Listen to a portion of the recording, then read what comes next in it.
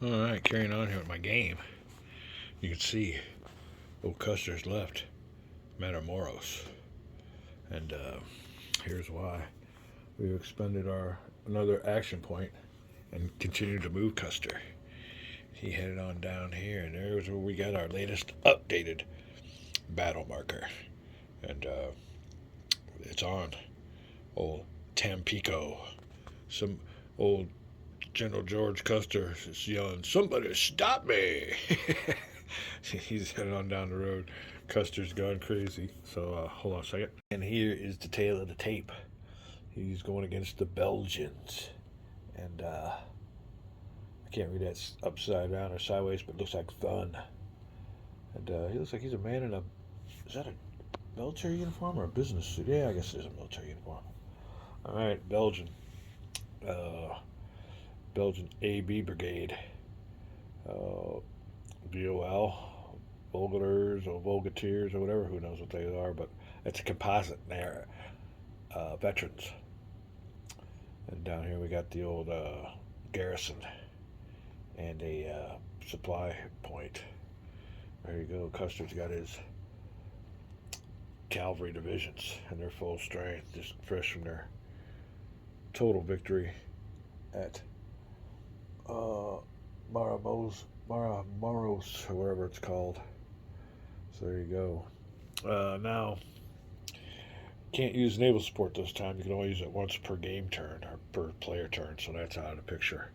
We're going to determine the all-important battlefield advantage, and this is going against the fortress now. I think they get 3 column shifts on over, so hopefully old Custer didn't bite off more than he can chew. But let's go through the procedures and find out if he has a chance to take the Tampico fortress along the Caribbean coast. Only one action point left, and I think with that action point, you can see here that we don't get no credit for this port unless we got somebody in it. So I think when we're done with this battle, we're just going to move this partisan units on down here to garrison that. It would have been nice if maybe we could get them to move and garrison Corpus Christi at the same time. We'll see how many they have. We'll see. 1, 2, 3, 4, 5, 6. Oh yeah, he should be able to do it. I don't know about that river though. Road might negate the river.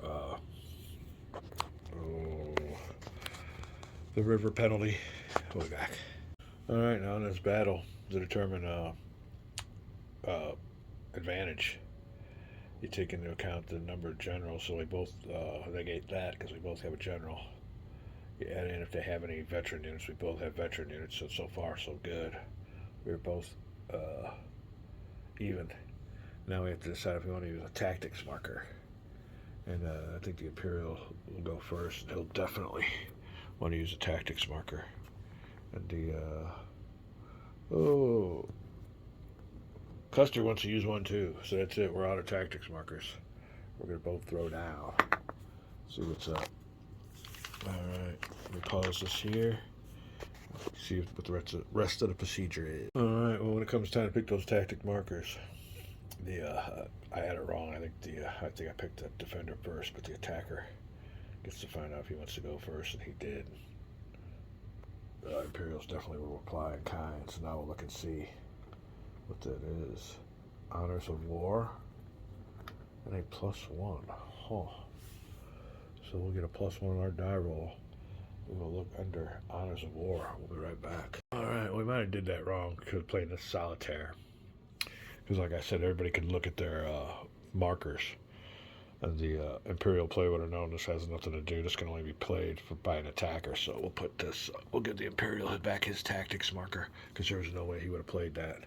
We don't blindly draw him, so we're playing a solitaire game. So when it comes to advantage die rolls, Custer gets a +1.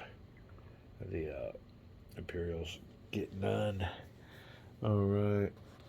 We will check out the, let me see here. Scenario, during the friendly recruit phase, the player can recruit more than one tactics marker. Players cannot examine tactic markers in the band. You could examine the ones you've drawn. A player cannot, blah, blah, blah, blah, employ tactics marker. After attack, before turning during a combat segment, after the attacker declares a combat before determining battlefield advantage. Maximum 1 tactics markers. Alright. Well, after the reveal, they go back into the bin, so we know all about that. Combat. Oh. So we get a +1. Alright. Each player rolling a die. Alright. So that's what we will do now. Get ready to roll the dice. Imperial blue. US, yeah, Imperial blue. US white. +1 on the white. Oh yeah, it's all white. It's all Custer. Even the die are saying it. Alright, so that's not good. We fired him with 29 freaking factors again. Ain't gonna be nobody left. Oh, we got big old fortress modifiers and everything there too. So, alright, it is Custer's initiative. We'll be back. Custer's firing with his 29 factors. That'll be the base number, they say. Combat strength. This is the base number. Determine the cumulative shifts of the firing side and the side receiving the fire. Roll 1 die. Combat shifts. Advantage shift to the right. Alright. Subtract the shifts. Yeah, I know what to do with that. South shifts. Supply shifts. We can expand a supply point. We're definitely going to do that. So it'll be 1 shift for us. Alright, we don't have no supply points, so we cannot shift that way. Naval superiority shifts. We already used that. Attacking engineers and fortresses. So we do get a shift for our engineers. Then when it comes to terrain, they get 3. So they have 1, 2, 3, 4 going towards the left. And we have 1 going towards the right.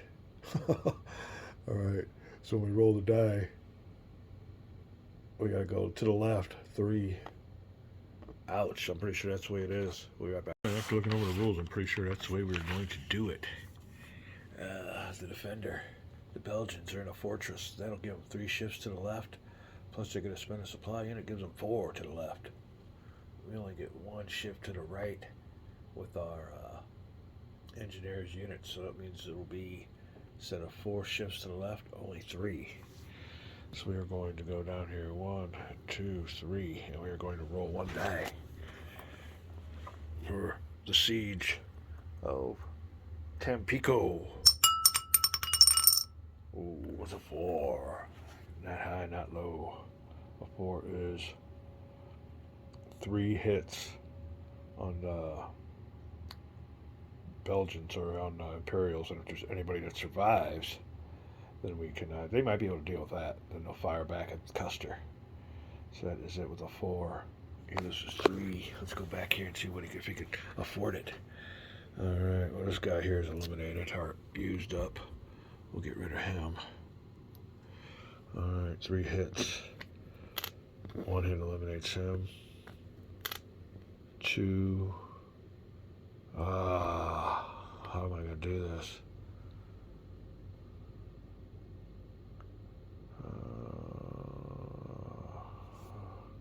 1, 2, 3. Leader's there by himself. He's a combat unit. He'll be fired. Alright, he don't know the shifts, the terrain shifts for the what do you call it, don't apply. So we this goes all over now. But he will be able to fire with 2 factors. Now we have to see if there's what the shifts are. Because he's firing at him, and I guess he'll just get a terrain shift. Let me see there. We'll be right back. Hold on. Alright. Custer's in open terrain, and that is a no shift. So it's just going to be a flat out firing of 2 factors. Here you go. Ain't much you could have to worry about. Oh, let's roll die. Alright, you get a 3. That's no effect.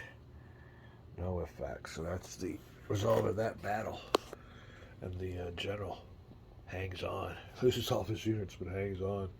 And Custer comes out unscathed now.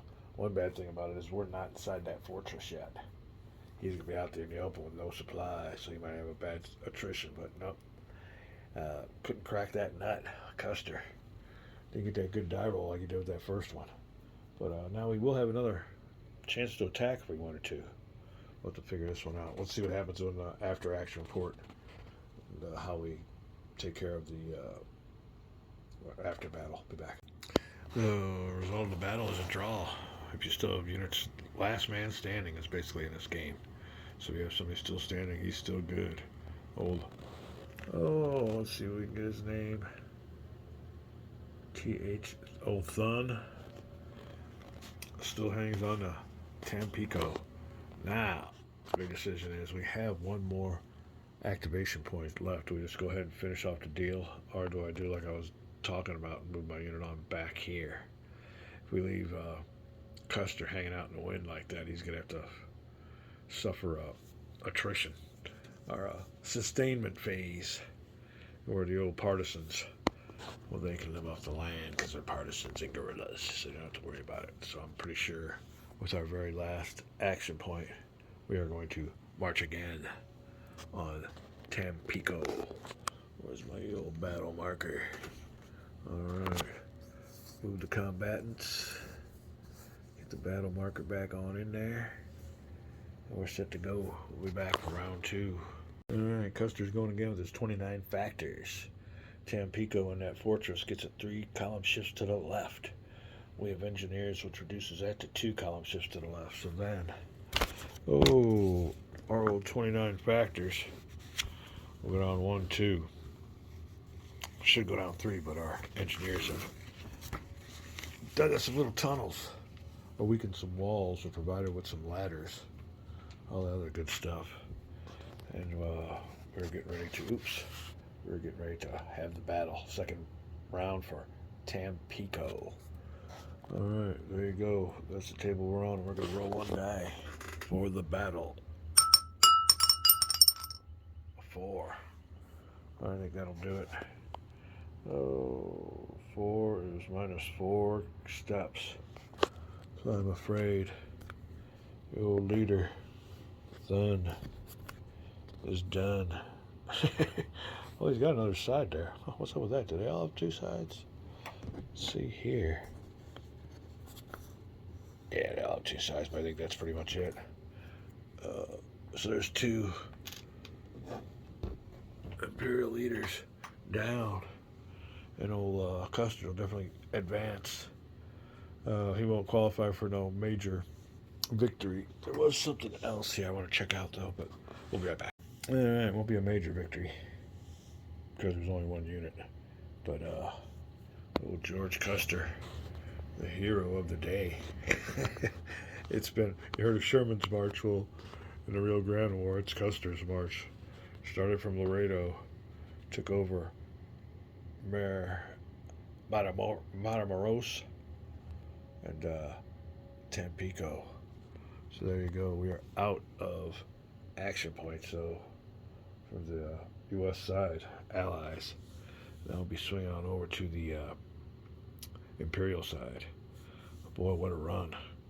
Alright, well, that's pretty much it. I think I'm going to go ahead and play this game like I'm doing my Imperial Solitaire off camera. We'll give you a drop in every once in a while, let you know how it goes, but that is basically the mechanics.